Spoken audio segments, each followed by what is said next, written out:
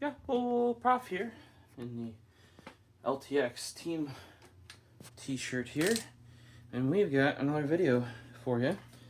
You can sneak a little peek there. You can probably tell, possibly, if you watch some of the other music hall videos, you might know which one this is. It'll be rather quick, to be truthful. And there's some paisley butt in frame. Yeah, is it paisley butt, Paisley? Yeah. Well, before I get to that, though, I would like to show you guys, let's zoom on into like a 5X here. I was wondering why, okay, I said the BRNLY isn't in at like a 90-degree angle from the clip, and it's not, as you can see there. Well, I found out why. When it's actually laying on its clip, it's not at a 90 degree. You can see a cat tail for comparison. If you watch my other previous pen videos where there's a cat in the way, you can see that when it's actually not 90, that's probably like 120 roughly off, then it's actually presenting you when you're on the desk on the clip. Because here, watch, this one, here's clip. It's at 90 degrees, see? A nice straight angle. When it lays there, it's facing away. Cat butt for comparison.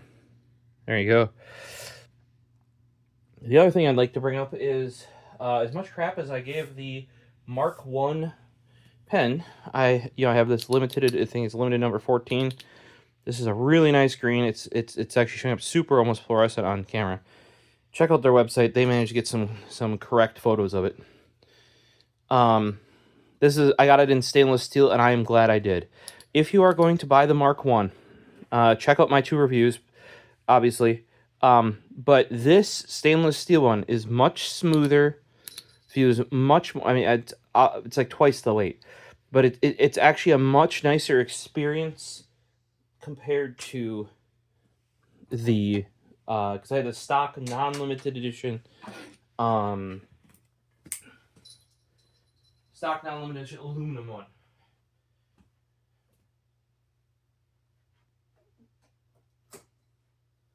The experience of the Mark 1 in the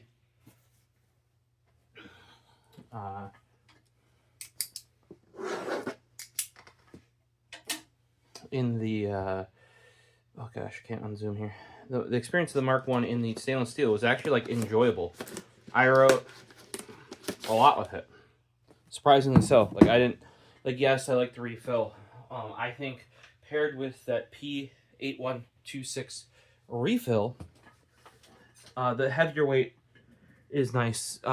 Square's actually tried it out at work too, and he's like, this one feels different. What did they do different?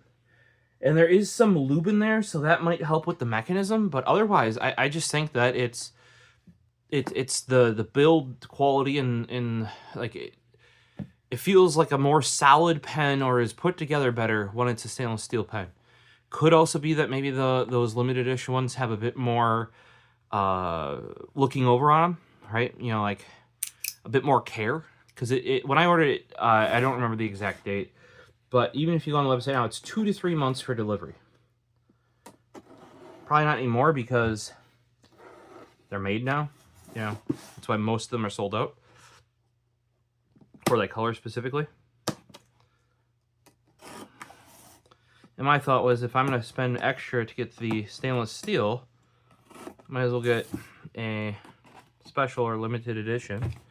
And I like that color because you saw I have the Monster Green Modal, which, if that, like, there might be a slight difference in the color of Cerakote they used. Might be is a big, if any. I mean, like, that could just be texture. Like, one company tumbled or stonewashed or bead blasted theirs more than another, and because often, like, how the light reflects off the surface can make it look like a different color, even though it's the same paint. It's like paint versus light. Color mixing is an additive process rather than like a removal process.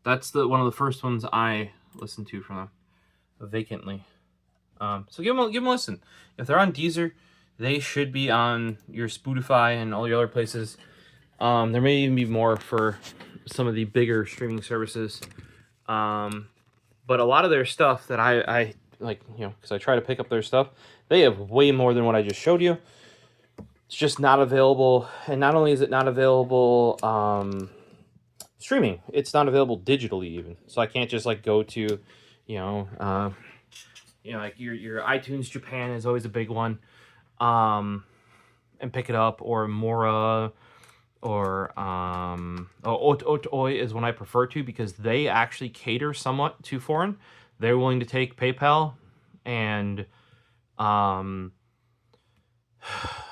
there's some stuff that's kind of like IP blocked, but I mean, PIA, and you can use the weird thing with that is they're very loosely doing that, because you can use the same PayPal account that you were trying to use when not routing that way, and you get it. But yeah, they're one of the few places that like don't require like a direct Japanese card, or some sort of like where I have to go through another loophole where like you use Amazon Japan to pay, because then they don't know that you're using a Japanese credit card. Or what you do is you have to buy like gift cards or points at certain places, and you can use those points to pay, because then they don't, you just put your address in as your Tenso forwarding address, which is a Japanese address, and ba-bum,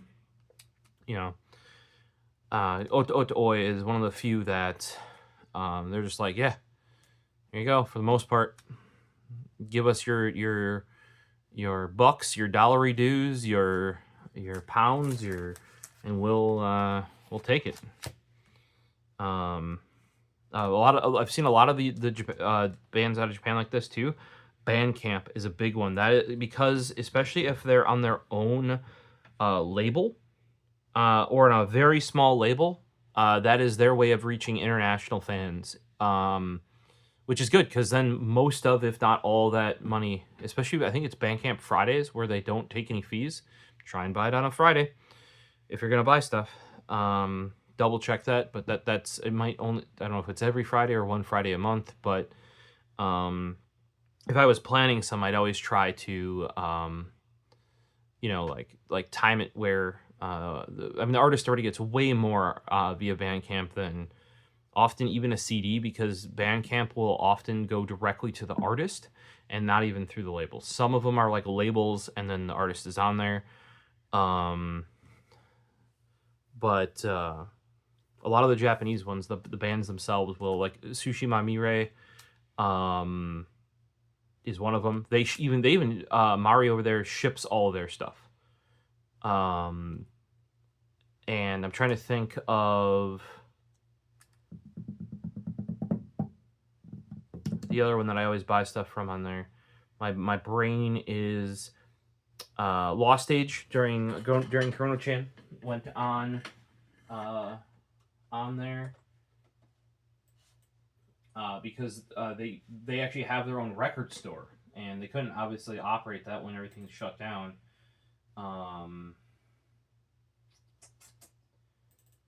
So they did turn to that, and they're like, yep, that's a limited time thing. If you want stuff, buy it, because it ain't coming back. I think I at least bought what I didn't have. I don't remember if I bought everything that was available. A lot of people that were in Japanese music community, though, supported them. Why is my brain farting? As to, we'll just go Bandcamp, I guess. Of course I'm not signed in. Why would I be signed in?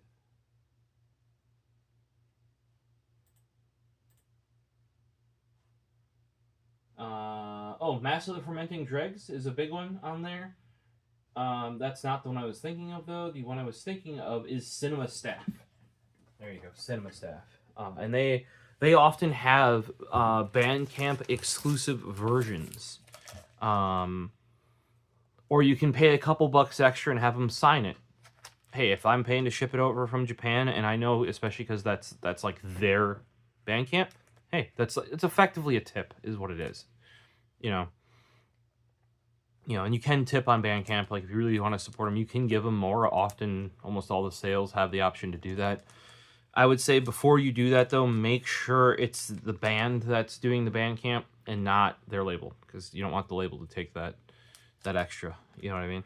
But yeah, so that's why for Toddle, that's why I picked up this. It's a split between Toddle and Card, from Flake Records. It's just Toddle Card split. And finding Toddle stuff is just rare in general, so that's why I had to pick it up. I had to snatch it. Because who knows if I would be able to, grab it in the future. Usually, a year, 2 has to go by, and then I might see this pop up on the secondhand used market. Actually, there was one for, I think, it was called Waves. I'm trying to remember if it was special, others, or Your Song Is Good. But it was actually a vinyl that popped up, and it was used at HMV, where this came from. And I had the tab open. I had a couple of things I was going to order, and when I went to go check, poof, gone. Because all these are at local, like the used stuff from HMV is actually at local record shops, so people could just be browsing and also do what I did, which is like, oh, I haven't seen that one before.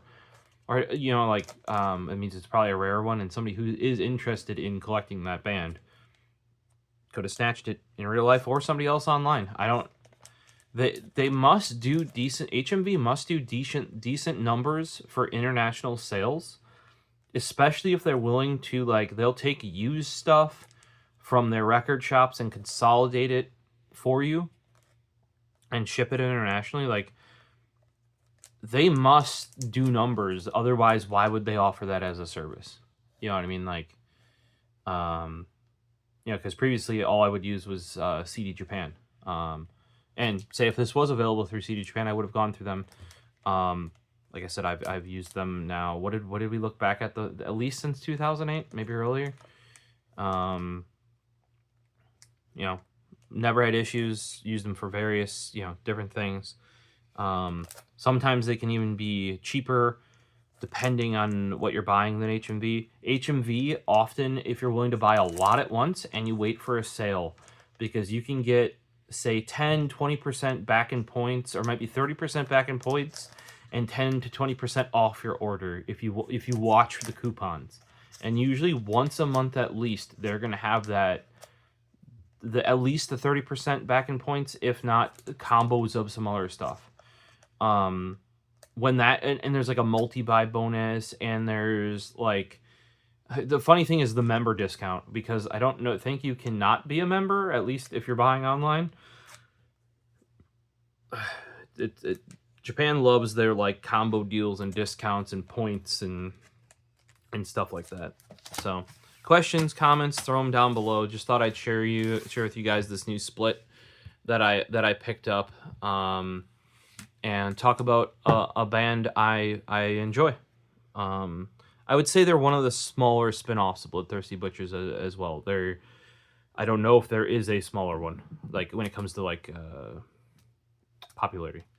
Like I said, I have not seen. I like Bloodthirsty Butchers, and even more so than that, I like some of the spin-offs of it. I like even more, and I don't think there is one that I don't like.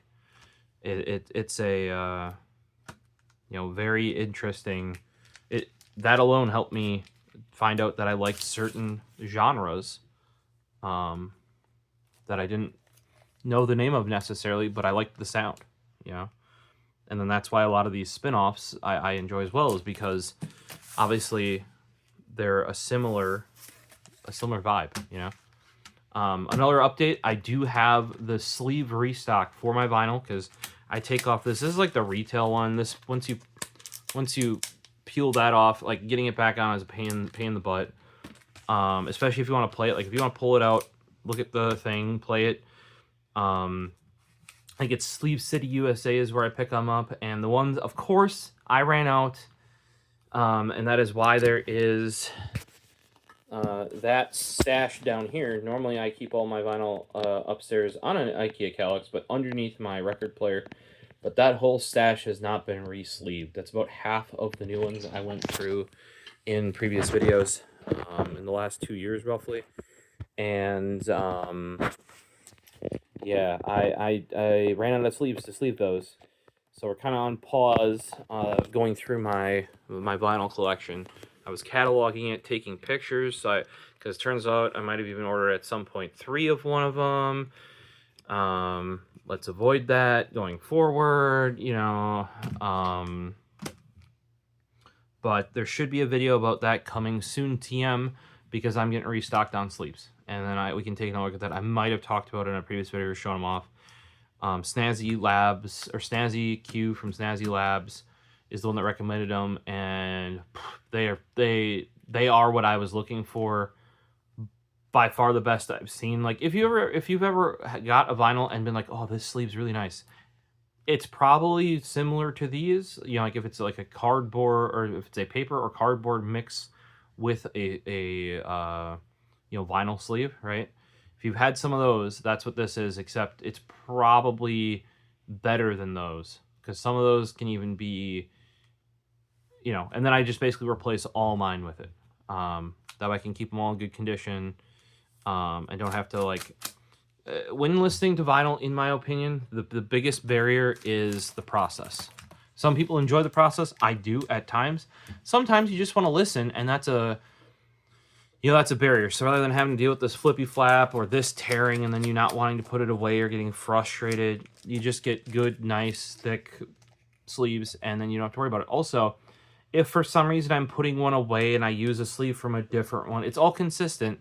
Some of my more limited edition ones, I did keep the ones that come in because they're very unique, or I modified the ones that come in to use those. But for the most part, like 95% of my collection, like if you have multiple out and you happen to grab the wrong outer or the wrong inner sleeve, doesn't matter because they're all the same.